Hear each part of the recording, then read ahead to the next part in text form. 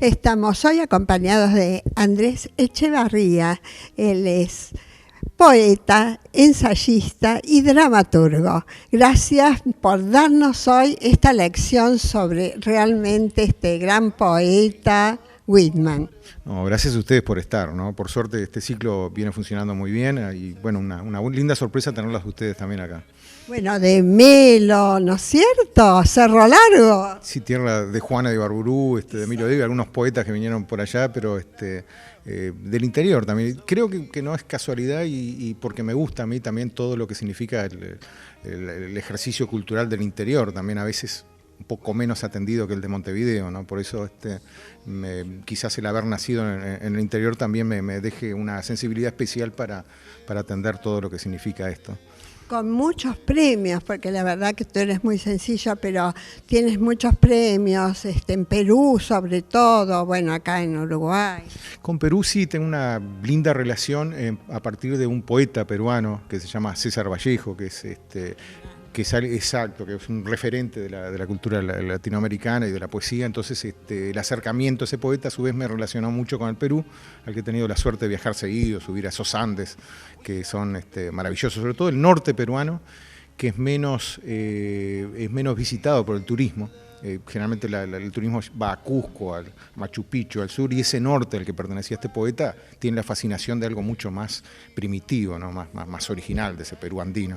O sea que has visitado mucho tiempo los lugares peruanos, del Perú, digamos. Sí, sobre todo ese norte, que la parte de Trujillo, Santiago de Chuco, que es donde nació Vallejo, es lo que más conozco hacia el norte, ¿no? Que es una tierra que amo absolutamente, la siento muy, muy cercana y cada vez que tengo oportunidad o cada vez que me invitan, nunca digo que no, siempre estoy.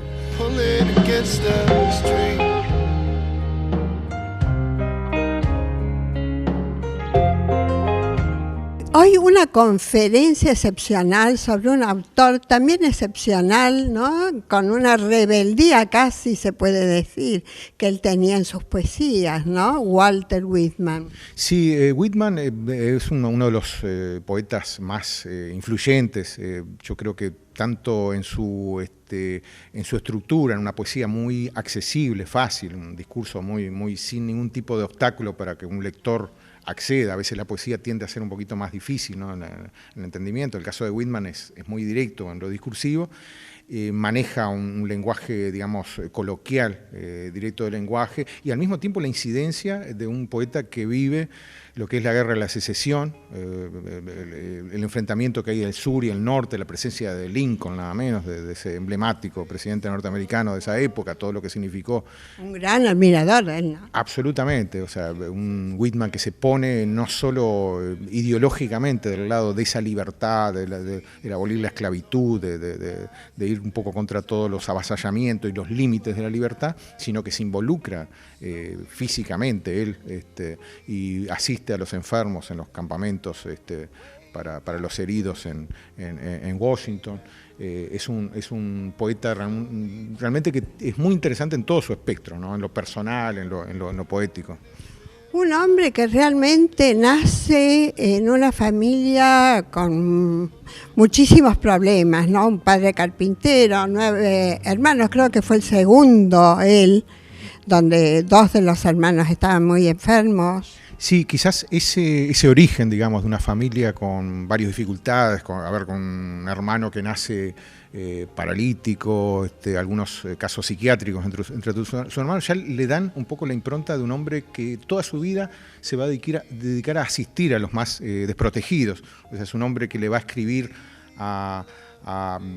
por ejemplo, al esclavo en ese momento, cuando estaba considerado casi en un grado de no humano, ¿no? Whitman es el primero que descubre a través de su poesía, o expresa a través de su poesía, la integración de todos los sectores, incluso los más marginados. O sea que es un poeta, como lo dije hace un rato, que hasta ahora, el 2019, sigue provocándonos y conmoviéndonos en ese estímulo de la libertad. Yo creo que Whitman es el poeta de la libertad. Es una libertad que recién, en algunos casos, la estamos comprendiendo ahora, ¿no? Un poeta también homosexual y que expresa su homosexualidad en su literatura. O sea, todo el espectro filosófico, poético de Whitman lo convierte en un clásico vigente, siempre vigente.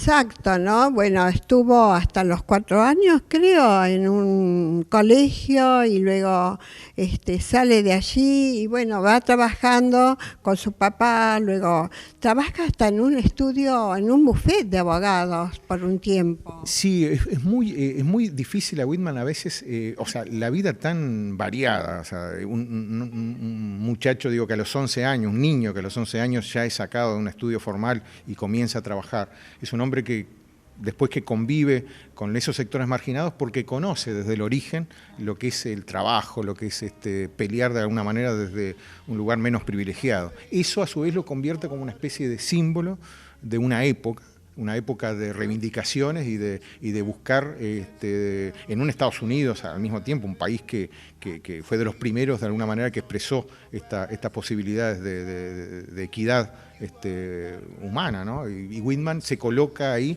dándole o interpretando toda esa situación en poesía, en una poesía que es de una riqueza también, de una trascendencia, ¿no? Y en cierta forma muy transgresor a veces. Siempre un provocador.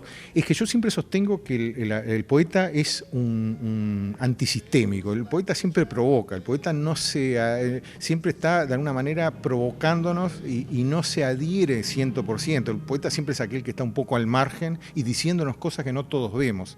Y Whitman en ese sentido significa un ejemplo radical de provocador, del hombre que siempre está por fuera o a un costado, provocándonos por una cosa. Algunos de los versos que leí ahora, escritos en 1855, provocaron alguna sonrisa o algunas expresiones porque hasta ahora es vigente esa provocación, ¿no? Y debe ser así, porque es lo que nos estimula a hacer una especie de dialéctica entre lo que nos muestran como real y otras posibilidades de interpretar las cosas, ¿no?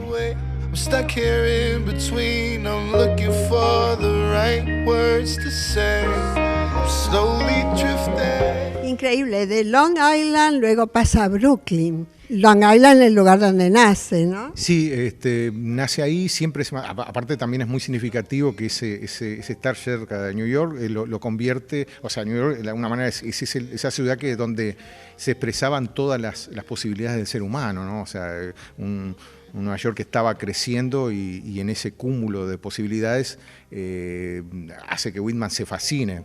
O sea, no hay ver la poesía detrás de todas las expresiones del ser humano, no solo de lo lógico. Un Whitman que dice que una vaca comiendo pasto en el campo puede ser tan importante y hermosa como cualquier estatua, ¿no? Que la mecánica de una mano humilla a cualquier máquina creada por el ser humano, que un ratón hace dudar a cualquier incrédulo.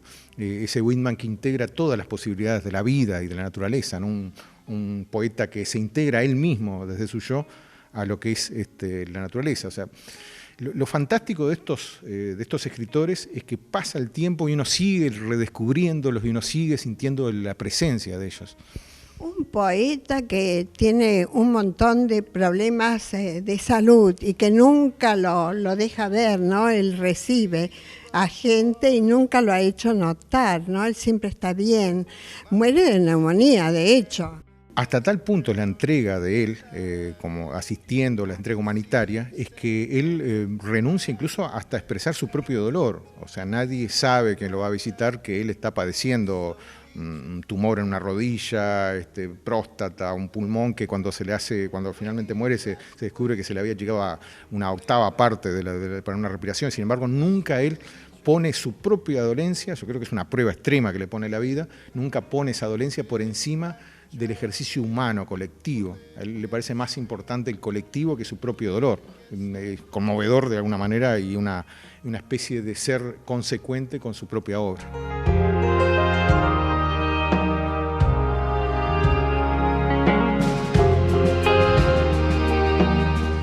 De hecho, cuando va a la guerra y ve a su hermano herido y todos los heridos que habían, ¿no? Él se convierte en algo como un ángel, digamos, por así decirlo, ¿no? Y se retira a sanar esos enfermos. Tú mismo lo comentabas en la charla. Sí, los enfermos, es muy conmovedor ver los testimonios porque los enfermos lo ven como un padre bueno, como un hombre que llega a asistirlos, ¿no? Él siempre, cada periodo de la vida de Whitman tiene que ver con cómo se conmueve, por ejemplo, cuando va al sur, donde todavía la esclavitud y la venta de seres humanos, de esclavos, era algo aceptado socialmente. Él se conmueve y denuncia. Se siente, cuando ve la situación de los trabajadores que también eran marginados, se conmueve y lo denuncia a través. Cuando ve ese levantamiento, primero la rebeldía del sur en contra del gobierno, y ve la necesidad de que ese norte tenga una defensa, digamos, porque por ahí propone valores mucho más humanitarios. Pero siempre es un Whitman que cuando pasa por una experiencia personal se conmueve, y su discurso tiene siempre ese orden de entrega, de generosidad con los enfermos. Es absolutamente conmovedor. Estamos hablando de una guerra que no había posibilidades de curar a los enfermos de forma, no había antibióticos, no había una asepsia que pudiera controlar una mortandad brutal. Y Whitman se entrega absolutamente, renuncia a todos sus trabajos para entregarse casi como un enfermero, ¿no? A cuidar a todos esos muchachos que a veces no pasaban la edad de 15, 16 años. Y todo eso tiene incidencia en la política también de los Estados Unidos. Sí, Whitman lo consideraba así, y yo creo que sí. O sea, porque la literatura sí, por algo las dictaduras escritores, pero you are not around, slowly drifting away, wave after wave, wave after wave, slowly drifting.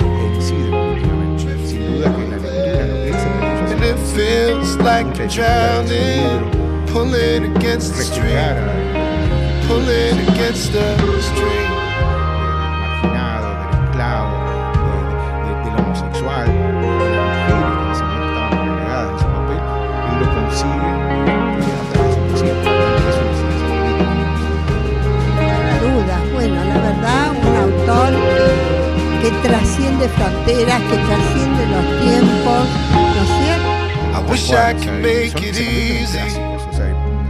O sea, lo vamos, yo estoy seguro que son autores que uno easy to love me, still I reach, find a way. I'm stuck here in between. I'm looking for the right words to say. Slowly drifting, estadounidenses también, ¿no es cierto? O sea que porque lo que escribía casi, ¿no? Y es parte, sí, las críticas son totales. slowly drifting, La generosidad y la entrega, lograr and it feels like I'm drowning, pulling against the stream, pulling against the stream. Contraria, muy agresiva. Sin embargo, él se sobrepone a eso, no se corrompe de alguna manera, no acepta ceder ante esa crítica y es consecuente consigo. Marca una personalidad también muy particular, ¿no? De esa rebeldía constante. Bueno, la verdad, felicitaciones. Estuvimos en esta conferencia con un público muy de mucha escucha, ¿no? A algo tan interesante.